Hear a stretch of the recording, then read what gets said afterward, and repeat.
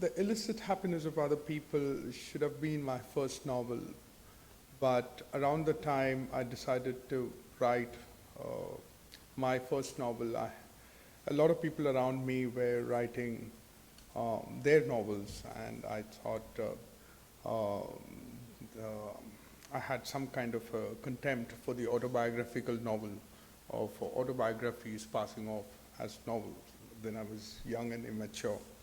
And I thought my first novel should be something which cannot be traced back to me, because I wanted to hide behind a pillar and say a lot of things. But then I realized that you derive the most powerful stories from things and people you know very well.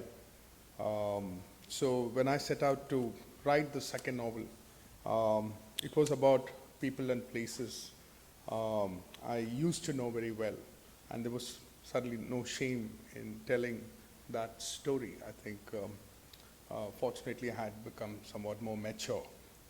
Uh, the Illicit Happiness of Other People is essentially about a 17-year-old cartoonist called Unni Chako, who does something inexplicable. He's a very happy, smart, intelligent cartoonist. Uh, but one day he does a set of unremarkable things, including getting a haircut. And he goes home and plays cricket for a while. But after 20 minutes or so, people see him on the terrace of his building, and he jumps down and he dies. And nobody knows what happened in those 20 minutes. His father, Auseb Chako, is an alcoholic Malayali journalist. In fact, for that generation, you have to just say Malayali journalist. You don't have to use the word alcoholic. It is kind of understood. He's part of a particular generation of reporters who were around all over the world. They were of a type, but over a period of time, the space for them has vanished. There is no space for the wild men of the world anymore. So Auseb Chako is the last of, in fact, he considers himself the last of the real men who could do a lot of things and get away, because it was granted that it was the golden age of men.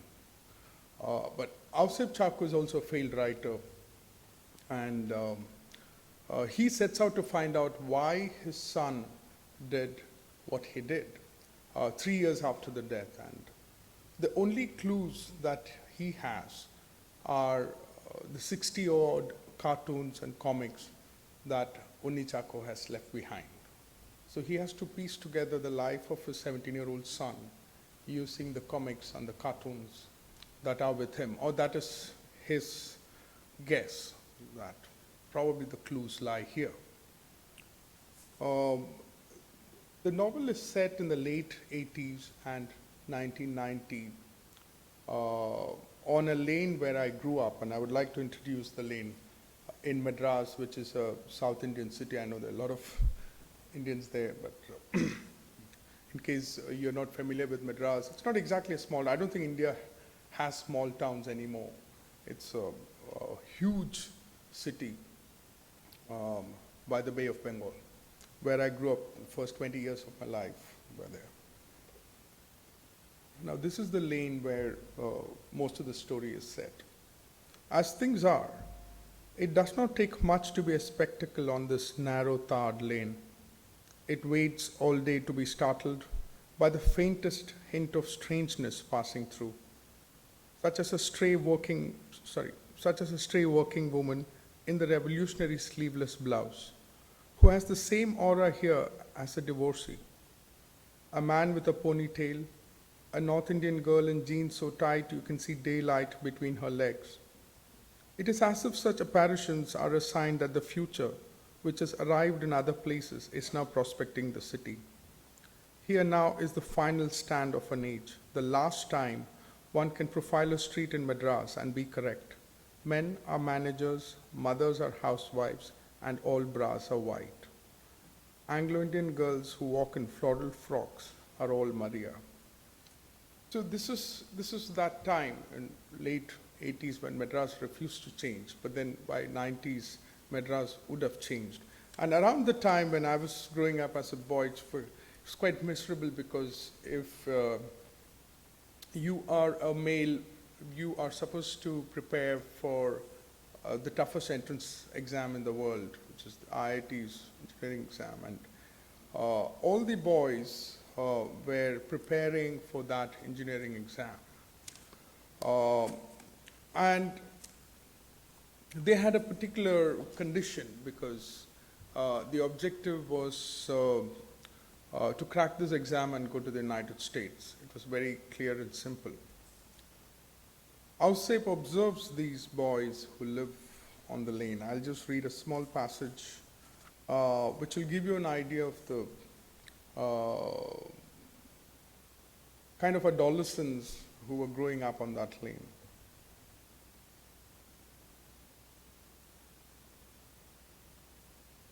Ausape snaps out of the comic world because he is reminded of something unpleasant, something that vaguely resembles a herbivorous animal's petty fear of life. But he is not sure what has made him think of this. Then he recognizes what it is. The sight of three adolescent schoolboys who have just emerged from a gate and are now walking in his direction. One of them has sacred ash smeared on his forehead in 3 straight lines, as if a cycle has run over him. They are in school uniform, white shirts that are already slipping out of their khaki trousers. They don't walk erect. There is no spring in them. There is no joy. The boys stare at him with meaning. He returns their stares without contempt. The most foolish description of the young is that they are rebellious. The truth is that they are a fellowship of cowards. It is true anywhere in the world, but the fear of the adolescent boys on Balaji Lane is exceptional.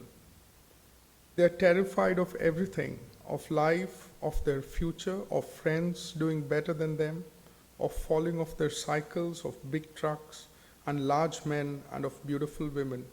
The only thing that did not scare them was calculus. They might have turned out a bit differently if they had not been so retarded by a long, torturous preparation for one engineering entrance exam. The day they were born and were diagnosed with having a penis, their fate was decided.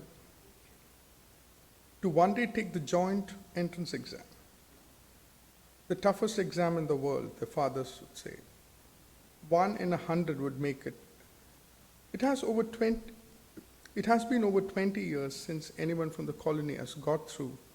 Their fathers tell them every day of their lives, sometimes holding a leather belt in their hands, that the JE alone will decide their lives because it will eventually take them to America on a full scholarship.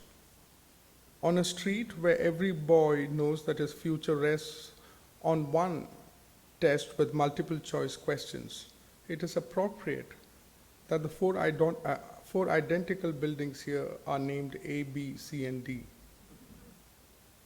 As the 3 boys pass Ausape, he hears one of them ask, tan 2x is equal to? The other 2 answer simultaneously in a burst of triumph, 2 tan x by 1 minus tan square x. This is something which even I know. In fact, I used to, it was very common for me to hear the sound of my friends being belted for getting just 92 in maths or 95 in maths, which are all very shameful scores, especially in maths and Madras. In fact, there's one scene in the book which is from real life where this boy is being beaten up by the father for 95%, saying that you take your clothes, take this bag, just leave the home, find the 5% and then come back. And there's another scene where father says, the middle of belting, the only system that matters to Indians is the decimal system. which was almost an anthem in India. But as I pointed out in New York too, that when we didn't expect that the decimal system will be replaced by the binary system among the systems that would save Indians.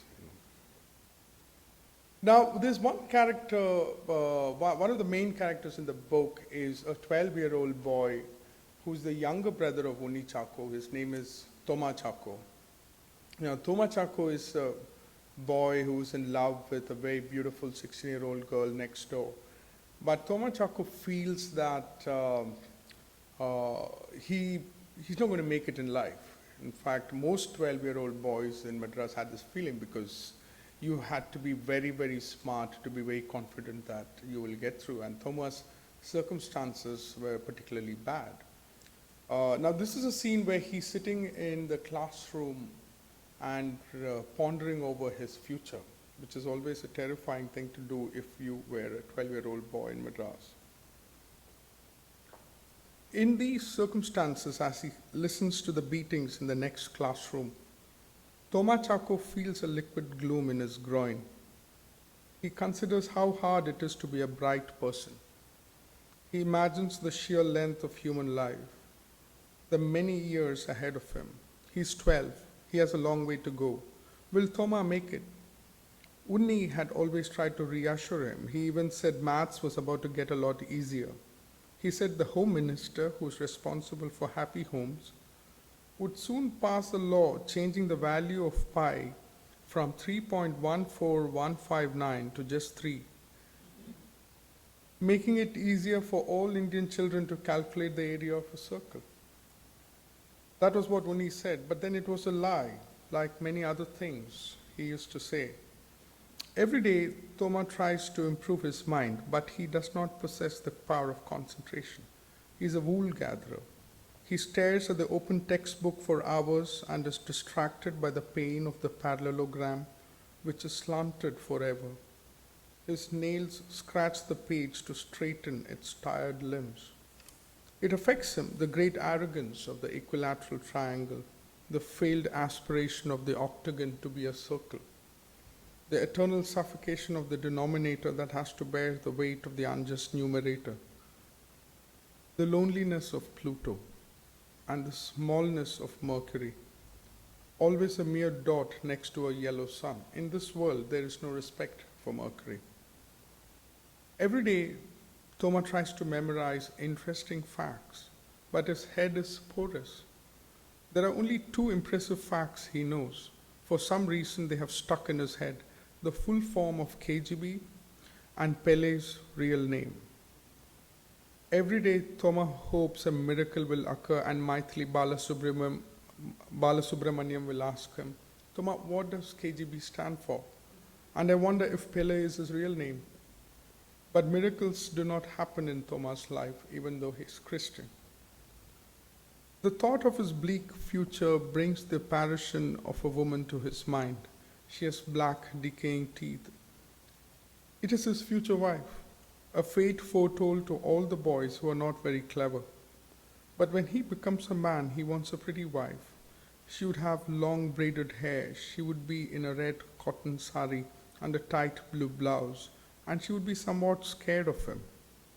On days of sorrow, she would put her nervous head on his shoulder and cry, inaudibly, and just for a few moments, not long.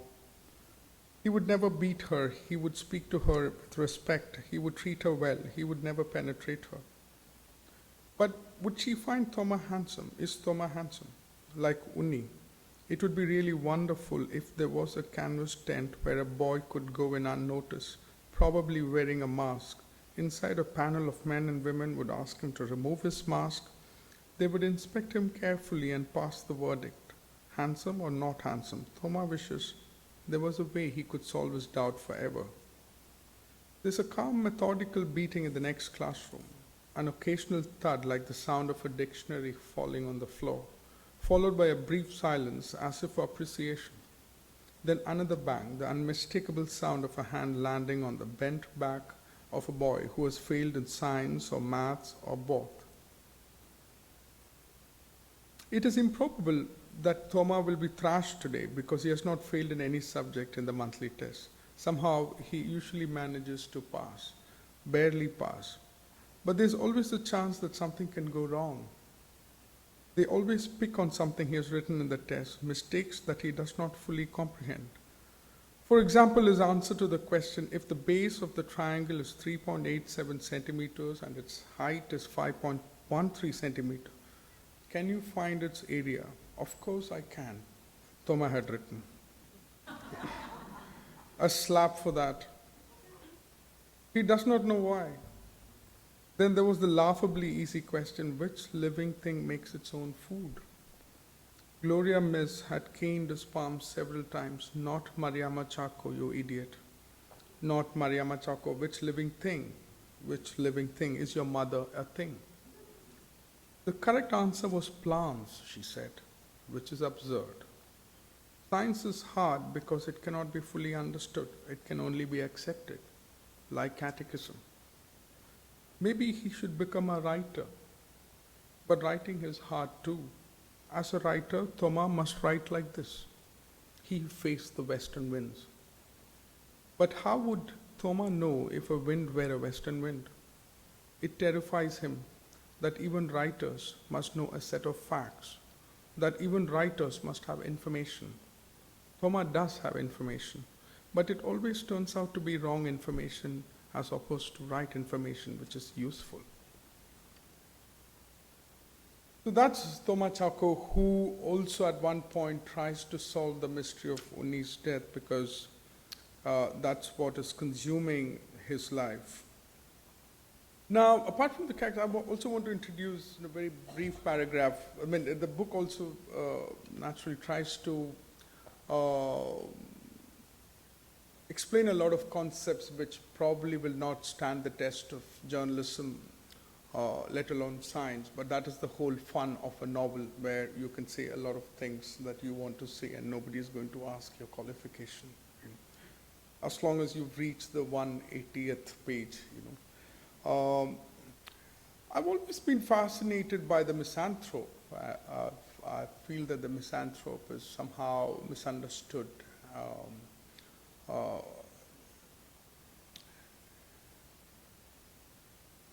The contribution or the influence of the misanthrope, I think, has been underrated, and I think it has been immense. Now, when developing countries talk about, say, population control, and I feel it's a misanthropic idea. It's an important idea. It's an idea which everybody accepts, but they don't look at it as a misanthropic idea. But what could be more misanthropic than saying that so many human beings should not happen at all, actually? And also the many small things that if you're a runner, if you are a middle distance or a long distance runner and you want to run in a group, I can tell you with a great deal of confidence that if you train alone, I think you'll be more successful than the popular belief that if you run in a group, you'll make a good headway. But this part of the book is where Ausep interviews many of Unni Chaco's friends, and he feels at one point there's a breakthrough because there is this brilliant boy who used to know Unni very well, is the same age as Unni, who does not seem to like human beings at all. And Ausep is hopeful for a particular reason.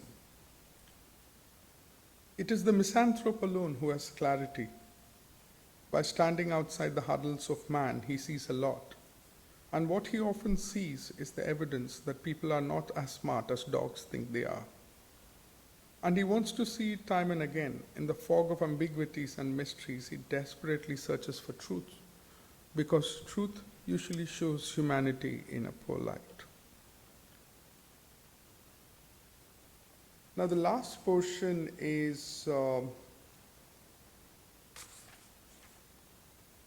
that will be the last portion. Ausep Chaco, in the middle of his investigations, he gets a heart attack.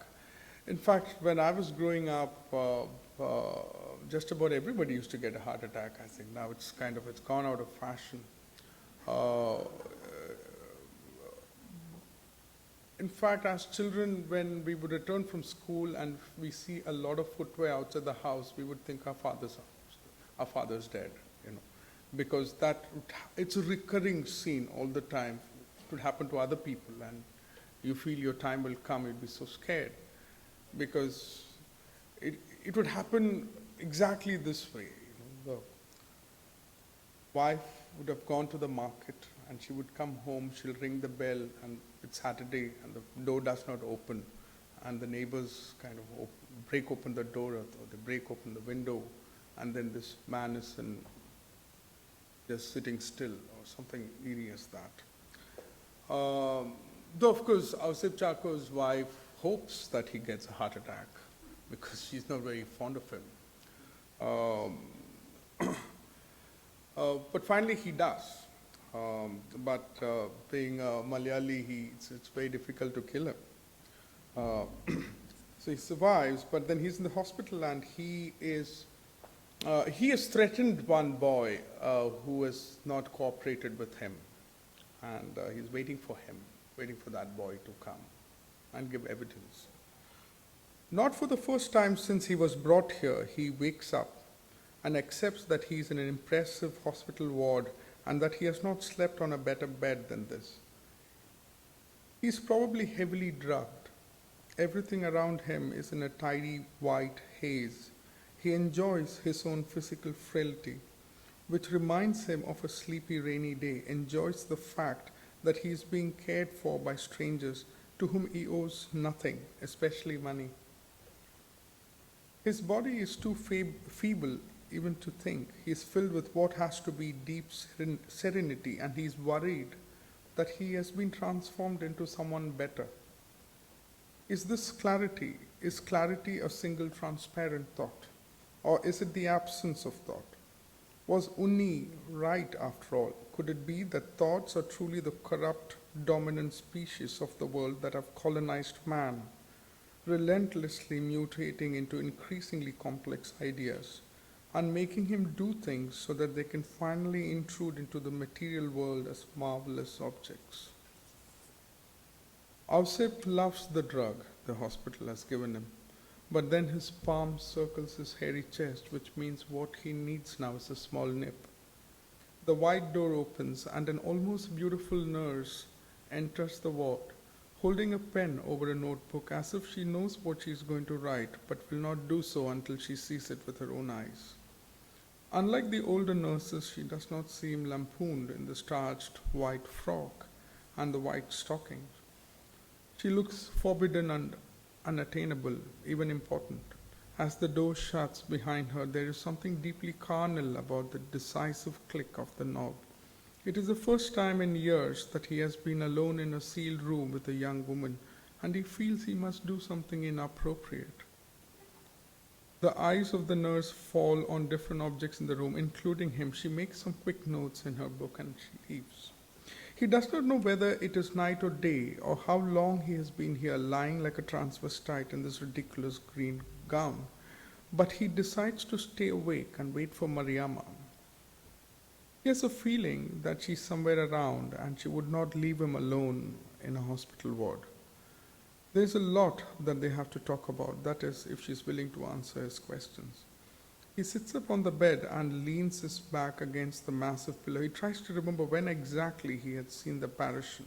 A few hours ago, days ago, he's not clear what had woken him up at that moment. But when he was awake, the first thing he saw was Sai Shankaran standing in the doorway of the ward, meek and harmless, his hair wet and immovable, as always in the mornings. Even as a sudden apparition, Sai was incapable of giving a fright. When he finally walked in, the room was filled with the smell of Lifebuoy soap. Have you come to kill me, Sai? Sai was one of the two close friends of Unichako. And Sai is the weak link in the Trinity, where the other two characters are very strong, one of them, of course, dead. Have you come to kill me, Sai? No, Sai says in a way that turned Ausip's jest into a reasonable question. Sai, yes, will you help me urinate? Sai looked terrified. So Ausip lied, I was just kidding. The boy picked up a stool from the corner of the ward, sat a foot away from Ausif's bed and said, I didn't come here because you blackmailed me. What had happened was that someone has revealed one moment in Munni Chako's life when these three boys were just roaming around the city late in the night, and they see a woman who's decked in a shiny sari just lying on the pavement. She's probably drunk and she's probably a prostitute. Somehow she is lying on the pavement. And Uni Chako, for a particular reason, he encourages Sai. I mean, Sai is desperate to touch her because Sai has never touched a woman. And now this is the woman who's lying on the pavement, and they're almost sure that she's a prostitute. So Sai wants to touch a woman. And Unichako, the way he is, he never does anything. He wants other people to do things. So he encourages Sai to just touch her. He says, it's all right. So with Sai tries to wake her up, he pretends to wake her up, that way he tries to touch her. And Sai is not sure if what he did was right. And there was, of course, another person who was with them called Balki, who was the person who revealed that, to Ausep. So Sai is very scared that Ausep is going to use this moment and somehow destroy Sai's life. And he will then, if there is a police case, he will never get a US visa. So Sai is terrified. So that's why he had come here to the hospital ward. He says, I didn't come here because you blackmailed me, he tells Ausep. I did no such thing, Sai. You are imagining things. But what did you tell me at the bus stop? You said the cops would come to my home and ask me questions. You said I have to now mention in the US visa form that there is a police complaint against me. Actually, the US visa form is a very interesting subculture in India, where recently, I know you would have heard of the anti-corruption movement. And at one point in Bombay, it failed.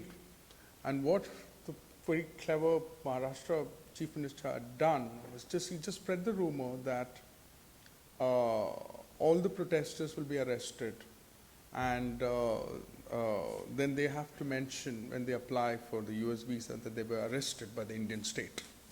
And I don't know if that was what had almost destroyed the campaign in Bombay at one point, but it is probable. You said I have to mention in the US visa form that there is a police complaint against me. I was only trying to protect you, Sai. I was only trying to inform you of the possibility so that you are on your guard. Sai says, I didn't come here because you blackmailed me. I want you to know that. I believe you, Sai. I know what I did to that woman on the road was wrong. I didn't know what happened to me. I'm ashamed. I'm ashamed because I'm an upright person. I'm a moral person. I believe that every man should touch only one woman in his entire life. I believe in morality.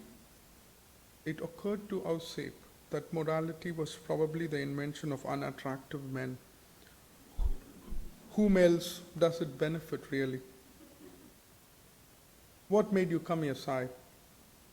I thought, what if you died? What if you died without knowing the real Uni? So I thought I'd come here and talk to you. I owe Uni that much. So I don't want you to think I'm here because I'm scared. Sai gaped without pride, without hope. But in his large, dull eyes, there was also unhappy compassion, which was not a good sign. Ausep was expecting fear. I will tell you everything I know, Sai said. But in the end, what will be clear is that I may have hidden some things from you, but I was not lying when I kept saying that there was no deep reason behind Uni's death. He wanted to die, and that is all there is to it. He killed himself for the same reason people always kill themselves. He did not wish to live.